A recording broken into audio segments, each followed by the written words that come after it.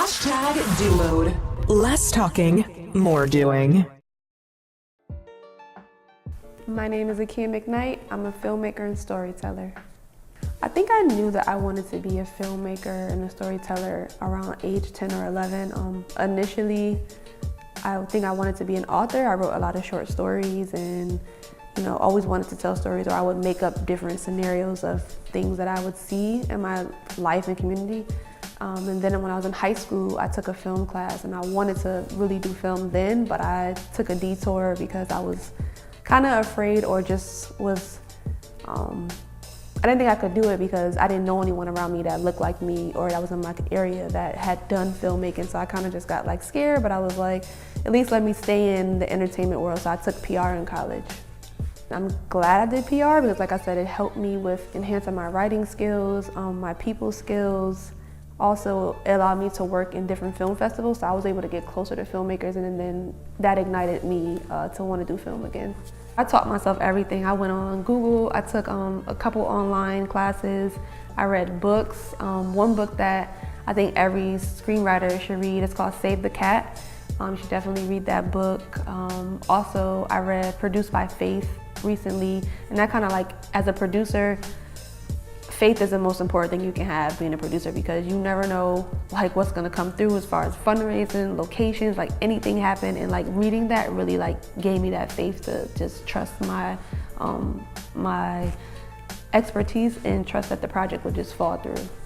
I didn't have anybody to kind of tell me yeah, I did it and I look just like you and I'm from exactly where you're from and I've done it. So I kind of needed that reassurance.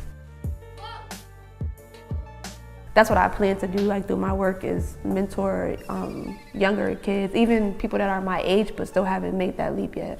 And also it made me believe that all stories matter, no matter what it's about. There's a place in the entertainment world for everyone. There's never a lack of spaces that are ready to be filled.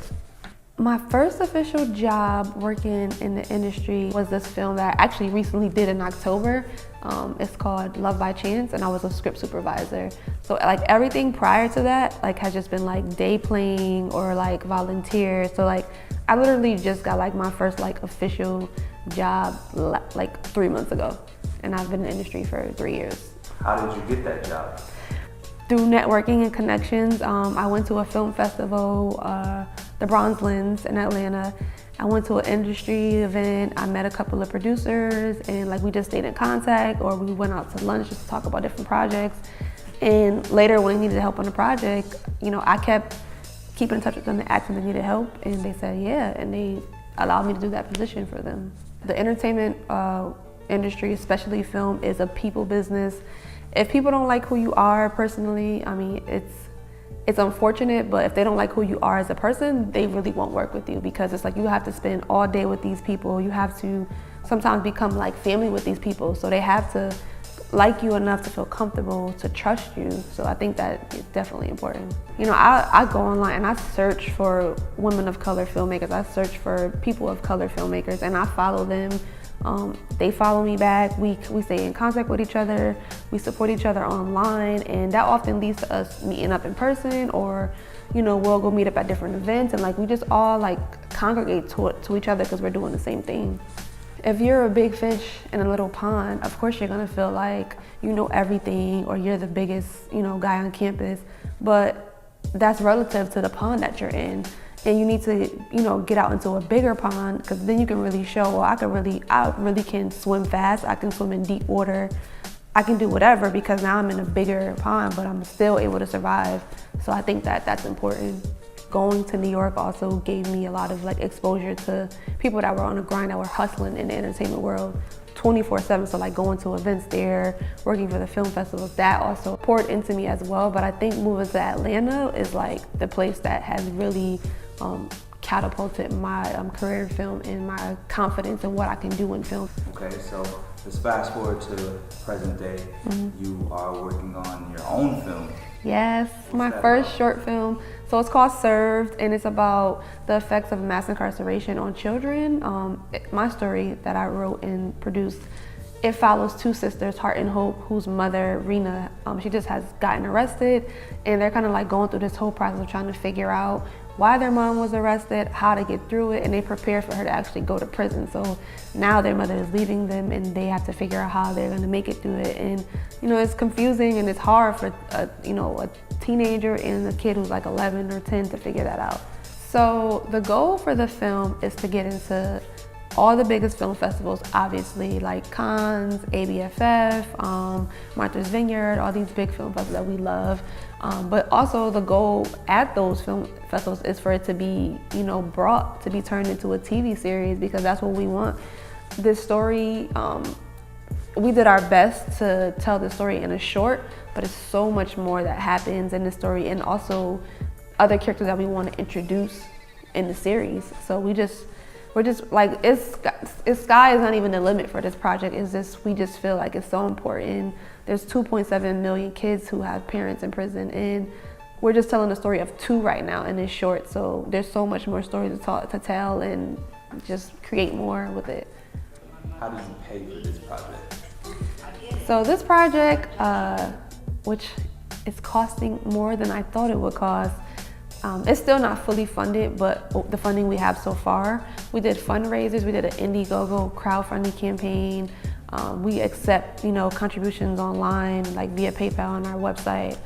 I had already assembled my team before I even started fundraising, but I started fundraising in July, and then now I shot the film in January. So that was like a 6-month period, but I would advise people to do it a year before, because I thought that it would just be so easy and I would just get the money. I have so many friends and family, and you learn that through fundraising, not everybody supports you who you think supports you, or not everybody can support in a financial way. They can donate other things or their time, but it's really hard to fundraise. Ava DuVernay, who's one of my favorite filmmakers, she had put a post out on Twitter maybe 2 years ago, and somebody asked her well, what do you do if you've never been to film school but you want to shoot a film? And she was like, just shoot the film. She was like, it doesn't matter what resources you're lacking, whether it be experience, money, just shoot it. And I was afraid to do that for a while, so we had reached 60% of our funding, and I was still scared, we gotta get more funding. And actually, my director was the one who said, no, we're gonna shoot on this day in January, and we don't care if we don't have the money or not, we're gonna do it. So she forced me to shoot without the full funding, because I was still scared, but I'm glad that I did it, because I had a crew that was, just grateful enough to be working on the project that they were willing to, take a down payment and get the rest of their money later, which is amazing. That doesn't always happen, to trust, a producer to do that. I'm a firm believer that when you give yourself to your gift and you submit yourself to whatever it is that you're going after, that the universe will open up for you. And I think that when you do that, you'll just attract those people to you. You'll attract those projects to you. Now, for me, it doesn't happen right away, but with patience and faith and belief that what I have to offer is great, I'm willing to wait. But while I'm waiting, I'm still working on other stuff to, get prepared for the opportunity.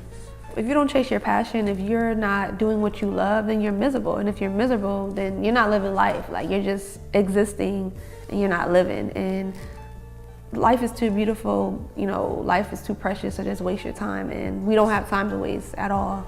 What does DoMode mean to me? DoMode is just motivation. It's to get you into that grind.